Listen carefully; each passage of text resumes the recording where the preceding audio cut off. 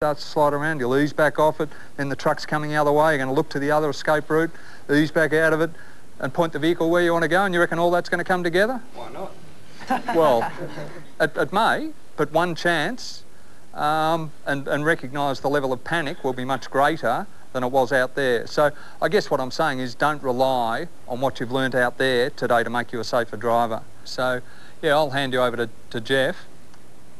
Thank you. In my job, going to the scenes of fatal collisions can be quite horrific, as you could well imagine. The motor car we're going to talk about is a little Toyota station wagon. And the young girl that died in this particular crash is in this photograph. I'm going to pass it around. That motor car there hit the bridge at 72 kilometres an hour. And it's demolished. In this particular case, the driver of the motor car had an alcohol reading of 3 times the legal limit.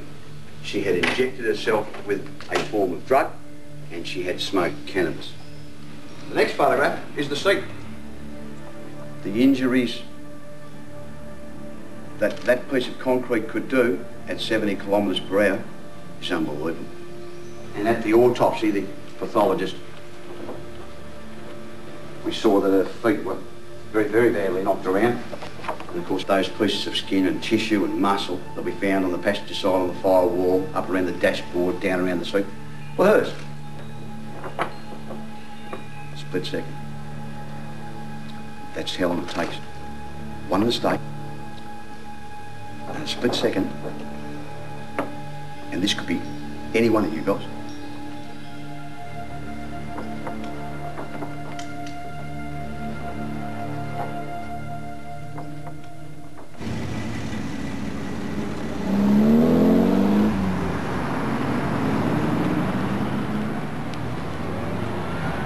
More sliding. That cop was freaky.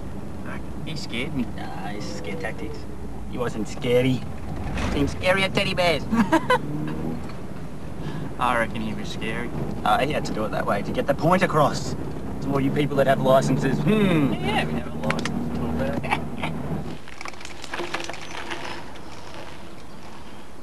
Mum kept on wanting answers and finding out, and she eventually found out about the Transitional Living Centre. It's a rehabilitation centre for people with head injuries. So how about we just jot that down, Steve? So if you get all of the ingredients out, then cook the sauce. Basically you come here and it's a house set up. We do the shopping for the week, we work out what we were going to cook for the week, which was part of one of the skills that you had to reacquire. So we went right through the budgeting side of things, to banking, to cleaning the toilet. All these different skills that weren't learnt had to be learnt. Today I kind of actually stuck on the speed limit. Took it easy. And it's forever to get home too. I didn't actually swerve in and out of traffic to get ahead, or just kind of relaxed. Makes you relax, actually, a lot. You kind of think, well, you don't actually have to go that nuts. It's not so much a chore. Send yourself insane trying to get somewhere where you don't really have to be in that much of a hurry. Like when I first got my licence, and to now I don't speed as much as I did. It's just something you look forward to, I think, so much in your life, is to get your licence. It's like being allowed to drink, you know, and because, I mean, that's probably the silliest thing about Australia, is that you get your licence and the ability to drink on the same day and expect you're not going to combine one with the other. I mean, you don't think when you first get a licence, you have so many near misses, it's not funny. How are you today? For me now, I know I've got a scar on my head and a funny looking eye. But for me now, it's the stigma of being brain injured. Because before I had any clue about it, someone who was brain injured was, you know, getting driven in a funny looking van. So now I've got to adjust to the fact that I'm brain injured. I wasn't brain injured 9 years ago, now I am.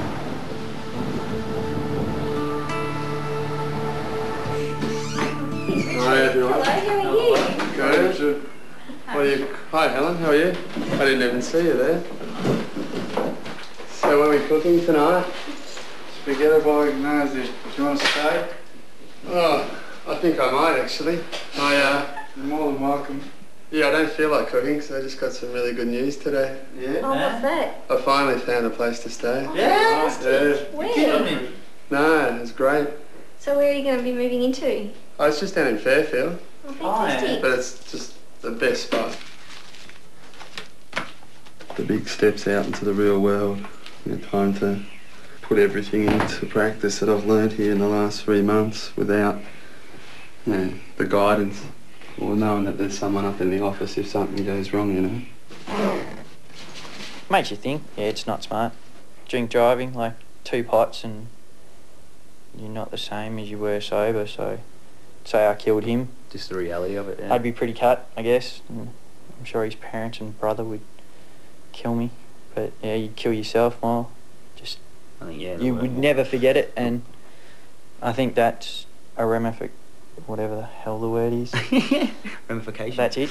That you don't want to have to live with ever, so it's just, the worst to me thing, it's not worth doing the it. worst thing would be for you to Anymore. live through an accident. That would be the worst thing.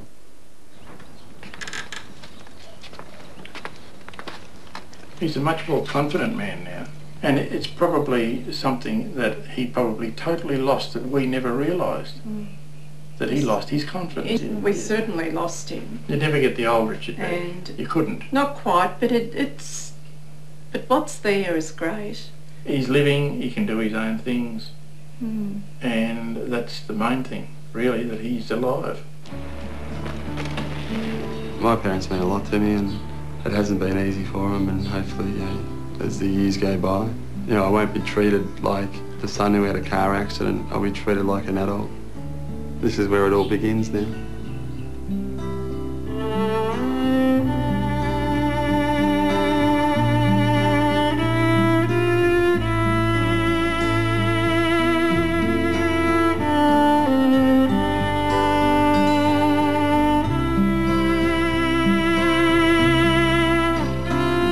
That was the final episode of Auto Stories. In a moment, a look at Bondi beginning next week.